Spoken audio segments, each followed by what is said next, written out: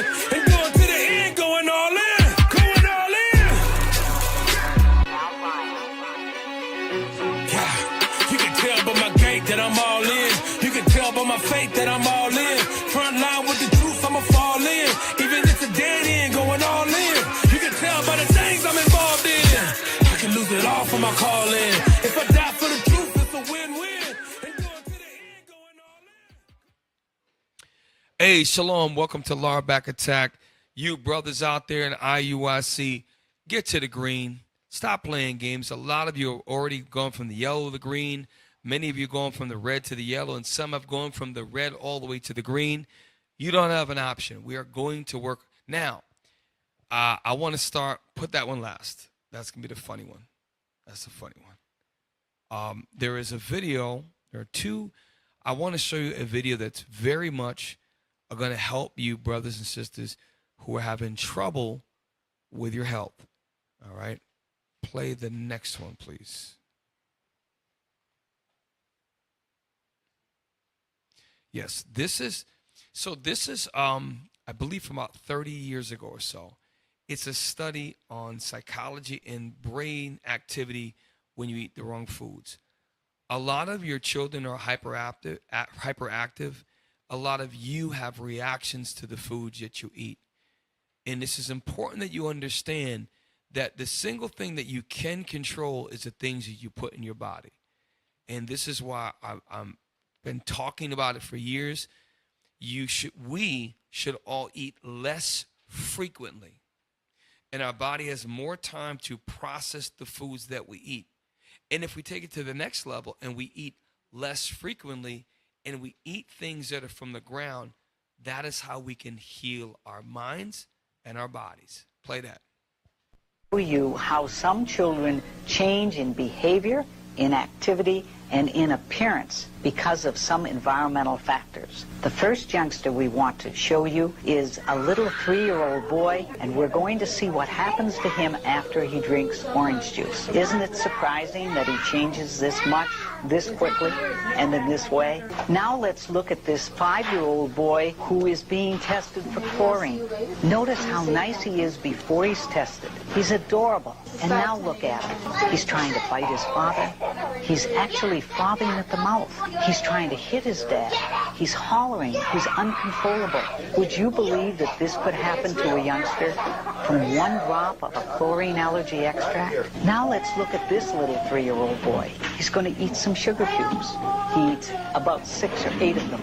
And within 20 minutes, look at what happens to him. He's obviously irritated. He's angry. He is not acting the way he should. And when we give him the correct dilution of sugar, look at him. He's adorable. Now let's look at this 8-year-old boy. He's being tested with an allergy extract for strawberry. Look at how he acts. He is so angry. He almost looks demonic. So pause. And this is why when you read the ingredients on these processed foods, there are extracts and there are other ingredients that are affecting our children because they're created in a lab. Some of them are synthetic, and they're creating unnatural responses. This is why get Sirach 38 verse 4. This is why it is good to keep hearing the same things. It is good to eat less frequently, and if you're going to eat, let it be things that are as natural as possible. And that can include grass-fed beef. It can include eggs. It can include grass-fed cheeses. It can include things with mostly single ingredient foods. It is very important that we turn back to the simple things, okay? And this happens all the time with many black and Hispanic children, Israelite children. Read that.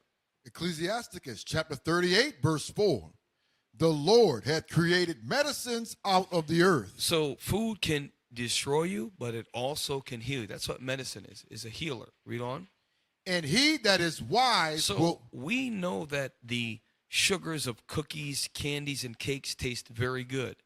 But we have to be wise to say, not everything we eat should taste this damn sweet and good. Because if you go back 200 years ago, right, the only sources that we had sugar for in nature is when berries were ripe, if you went and sought out a honey hive, if you found that, or if you made maybe the town village made or the area you was at made some molasses or some sort of sweet. And dessert was very, very infrequently eaten. Nowadays, you can get dessert every day. You can put sugar in your coffee. You can get a pie after lunch. You can get this. We're eating so much sugar. It is absolutely ridiculous. Sugar is the enemy. It is the damn enemy. Okay? And these extract and processed foods, we have to stop. Obesity rates are not from eating too much meat, even though we're not supposed to. Bishop brought that out on Sunday. But it's also from the sugars and the processed foods and chemicals. Read. And he that is wise will not abhor them. So if you're unwise, you're going to hate what comes out. Now, go to the next video. There's one old Edomite doctor.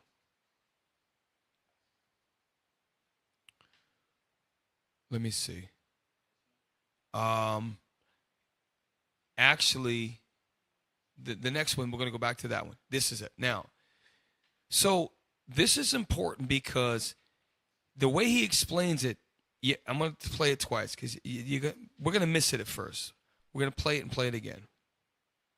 Obesity is a biochemical problem, not a behavioral one. People think if you eat it, you better burn it or you're going to store it. Wrong, wrong. It's more, if you're going to store it and you expect to burn it, then you're going to have to eat it. In which case, the two behaviors we associate with obesity, the gluttony and the sloth, are actually secondary to the biochemical process of the insulin going up. So it's the insulin that's driving the behaviors. And we've proven that. Things that make your insulin go up. Pause. Rewind it again. Obesity is a biochemical problem, not a behavioral So when one. he says biochemical, this is what we have to understand. Every time that we eat, I'm going to keep saying it over and over again, because every single one of you brothers and sisters who are obese can 100% unequivocally, totally reverse and completely come out of your condition. It is what you're eating, but you have to understand the process of insulin.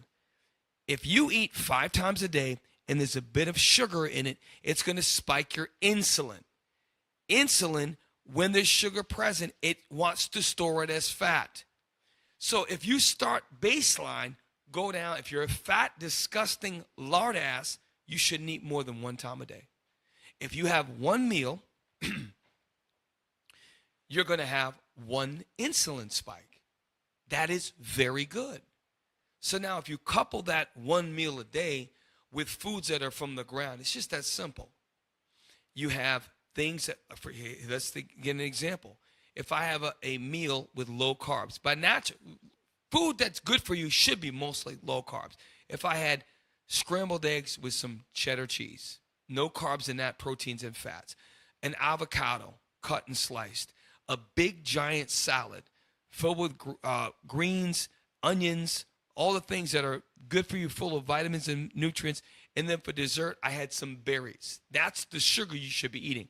All of that right there is incredibly nutritious, low carbohydrate, high fat, moderate protein, and your insulin spike is going to be, and your glucose spike, which is the sugar, is going to be moderate at best.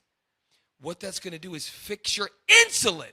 When you fix your insulin, you fix your biochemical friggin' failure in your body. But when you, and I used to do it, eat 3 to 5 times a day, that is the worst thing you could do for your body. Now, if you're a super giant athlete that you burn so much sugar, you burn 7,000 calories. I'm not talking about a triathlete, Michael Jordan, Usain Bolt. They have to eat so much food because they burn so much. I'm not talking about that.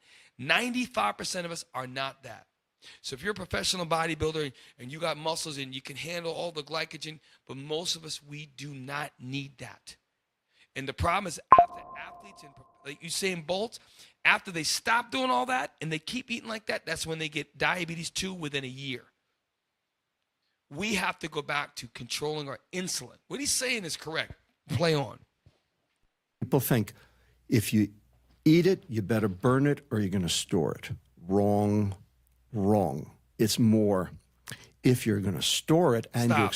Meaning, if you're going to store it because you know later you're going to work it off, then that's fine. If you know you're not going to work it off, then you have to eat so that you can control, so you're not going to add it on. That's the point. If I know I don't work out a lot, if I know I'm not going to work out, then I know I'm going to keep my calories at my maintenance calories is 2,000 calories a day. Unless I plan to work out like crazy, then I might eat 500 calories above my. If not, I eat the required, and I will not store any fat. We got it twisted, and he's right.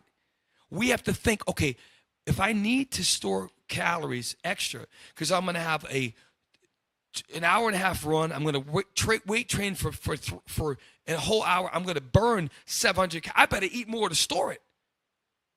This is the point. But we're not thinking like that. If you don't even have to work out, many brothers I know have lost 100 pounds and they didn't even work out because it's about controlling the amount of food you eat and the times you eat it. It's just that simple. It really is. The first 2 weeks is hard. You just shut up and do it. Play on.